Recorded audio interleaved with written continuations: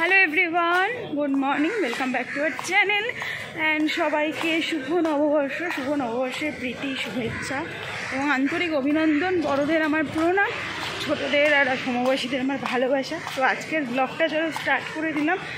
একদম 8টা বাজে, আমি যাচ্ছি এখন অফিস, কারণ আমার অফিস আছে আর রাহুলের আজকে ছুটি।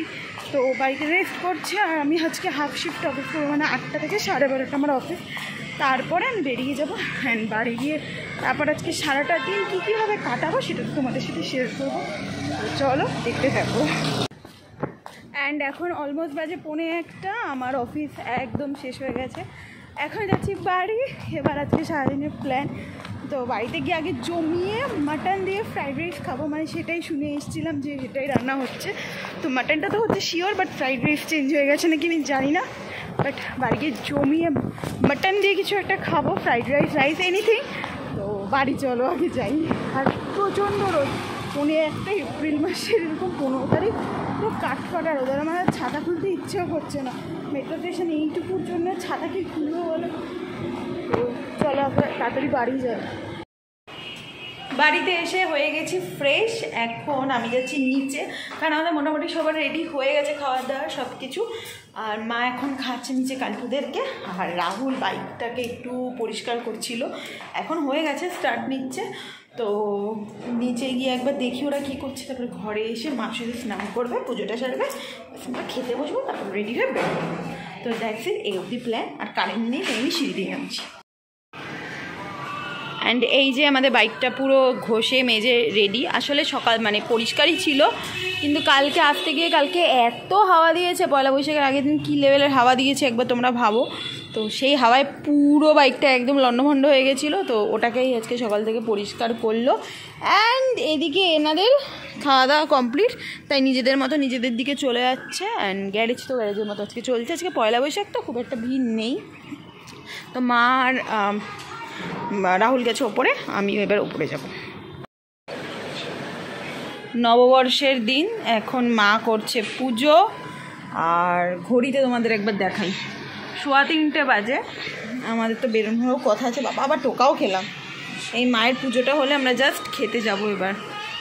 বাচ্চাটাকে দেখো, শুভ নববর্ষ।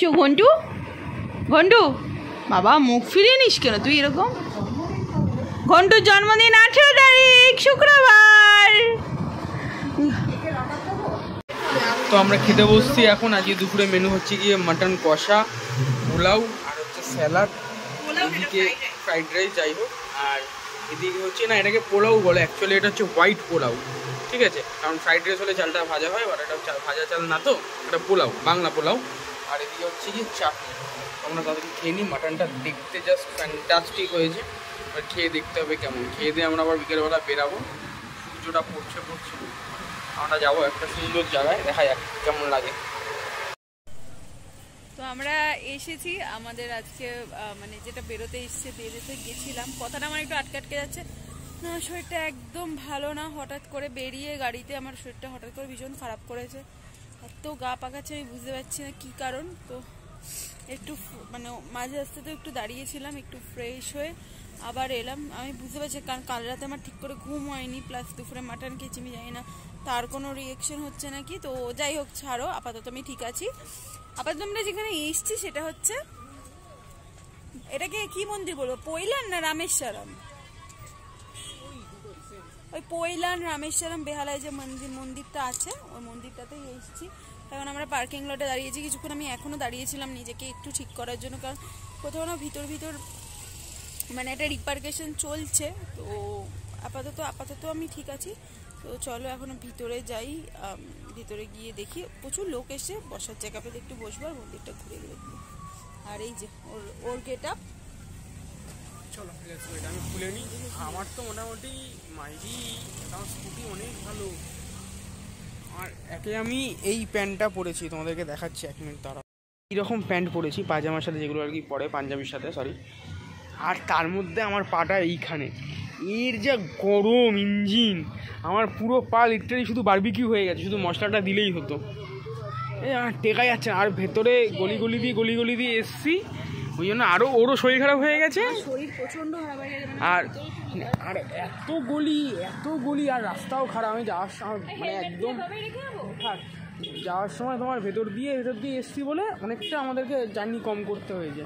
কিন্তু এখন প্রবলেমটা হচ্ছে গিয়ে আর ওই রাস্তায় যাওয়া যাবে না, এক তো রাত্রি হয়ে যাবে, আলো নেই রাস্তায় সেরকম ওই রাস্তাটাতে, ভেতর রোড যেহেতু, আর রাস্তা প্রচণ্ড খারাপ। আমরা এখান থেকে বরিশা ক্লাব যাব, বরিশা ক্লাবের ওখান থেকে জেমস লন সরণি ধরে আমরা ওই থ্রু আর নেতাজি হয়ে আমরা আমাদের বাড়ির দিকে ফিরবো। তো এইভাবেই যাবো ভেবেছি, দেখা যাক। অ্যান্ড আমরা একদম মন্দিরের সামনেটায় চলে এসেছি। রাহুল তো ফ্রাস্ট্রেটেড হয়ে গেছে এত লোক দেখে। ওর মোট কথা এত লোক পছন্দই না, যেখানটা ফাঁকা থাকবে সেখানটাই ওর পছন্দ। তো আমরা এখন ওই যে দূরে মন্দিরের ভিতরে যাচ্ছি। তো তোমাদের সাথে এবার মিউজিক দিয়ে ক্লিপসগুলোকে শেয়ার করে দিচ্ছি, তোমরাও এনজয় করো এই ভিউটা।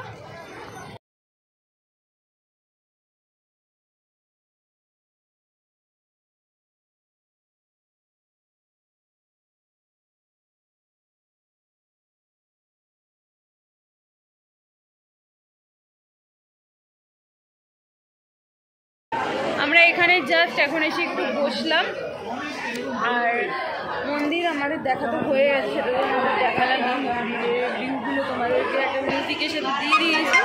আই থিঙ্ক তোমাদের ভালো লেগেছে সেটা। আর আমাদের এখন আপাতত কিছু করার নেই, রাহুল দেখাচ্ছে আমাদের। ওই দেখেছো ওই ঘাসের সামনে বসে আছে, সমস্ত রকমের ফটোগ্রাফি করছে। আর আমি বুঝতেই পারছি না আমার শরীরটা এত কিসের জন্য খারাপ করছে, আমার রিলিফ পাচ্ছি না। মানে ঠিক আছে আমার ভমিটিং ভাবটা কমেছে, বাট আমি রিলিফ পাচ্ছি না, আমার একটু হানচান করছে শরীরটা। ওই জন্য আমি একটু এসে বসলাম, মানে আমি হুট করে বসি না, আমি আরও এক্সপ্লোর করতেই ভালোবাসি। বাহ, দেখাও তুমি সবাইকে।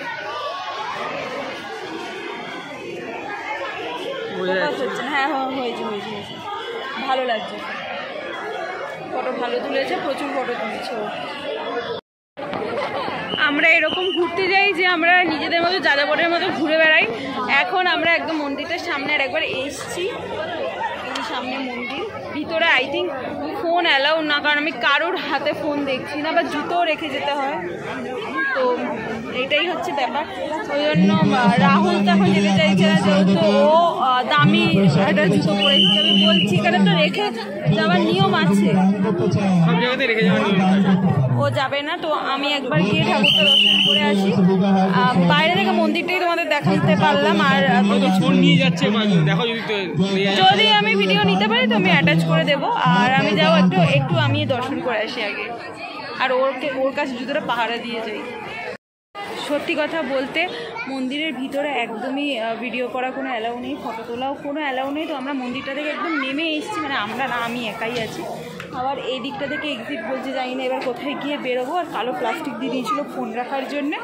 তো এই জায়গাটায় দেখছি সবাই একটু ভিডিও করছে, ফটো তুলছে। তো আমিও ভাবছি এখানে দুটো সেলফি তুলে নিই। রাহুল তো আসেনি, তো নিজের দুটো সেলফি নিজেকেই তুলে নিতে হবে। অ্যান্ড এই তোমরা আসো কৈলাস মন্দিরটা ঘুরে যাও। একটা দিকে রাম সীতা বজরংবলী, একটা দিকে মহাদেব পার্বতী গণেশ, আর একটা দিকে যে মানে পর্দা ঢাকা ছিল ওনাকে তো আমি বুঝতে পারিনি, মানে কোনো দাঁড়াও আমি এটা ঠিক শিওর না, তো আমি না জেনে বলবো না। এটা আমি রাহুল থেকে জিজ্ঞেস করে তোমাদেরকে জানাবো যে ওই ঠাকুর কী ঠাকুর, মানে কী দেবতা ছিলেন, ওনার নাম কী ছিল। তো আপাতত চলো আগে বেরোই, ওর সাথে গিয়ে মিট করে বাইরে দাঁড়িয়ে আছে। এখানে আসল যে ভগবান, যার নামটা আমার বলতে ভুলে গেছিলাম, আমি আরোই তো শুনলাম ভিতরে, তারপর বুঝে গেছি আমারও ভুল, আমি জানতাম বাট ভুলে গেছি। ওনার নাম হচ্ছে স্বামীনারায়ণ ঠাকুর। তো ওনারই মন্দির, ওই জন্য বলে স্বামীনারায়ণ মন্দির। ভিডিও করা হয়নি, আর আই থিঙ্ক মুখটা দেখে বুঝতে পারছো ভীষণ এক্সস্টেড হয়েছে। আর বলে না যে সব মানে শেষ ভালো, যা সব ভালো তার শেষটা অতটা ভালো হয়নি, কারণ একটা মিসহ্যাপ ঘটে গেছে। মানে আমাদের কিছু হয়নি, বাট আমরা আসছিলাম রাস্তা দিয়ে, একটা জায়গায় দাঁড়িয়েছি, আর আমাদের বাইকটার পিছনে একটা রিক্সা এসে ধাক্কা মারলো, আর আমাদের ইন্ডিকেটারটা ভেঙে গেল। তো রাহুল তো ভীষণ অবসেসড, ওর গাড়ি নিয়ে পছন্দের জিনিস প্রচণ্ড, তো ওর মনটা খুবই খারাপ। তার সাথে সাথে আমাদেরও মনটা খারাপ। আমাদের আর যা প্ল্যান ছিল সেগুলো একদমই পোস্টপোন করে দেবো, আমরা নিচেই ছিলাম। এই জাস্ট ওপরে সে ফ্রেশ হয়েছি, ওকে মোটামুটি কিছুটা বানিয়েছি। অ্যান্ড সব পুরো দিনটা ভালো গিয়ে মাঝখানেই রাতে শেষে এসে এইটা হয়েই গেল। তো যাই হোক, ব্লগটা এখানে এন্ড করছি। তোমাদের ব্লগটা যদি ভালো লাগে তাহলে লাইক করে দিও, কমেন্ট করে দিও, শেয়ার করে দিও, সাবস্ক্রাইব করে দিও। খুব তাড়াতাড়ি দেখা হবে নেক্সট একটা ব্লগে।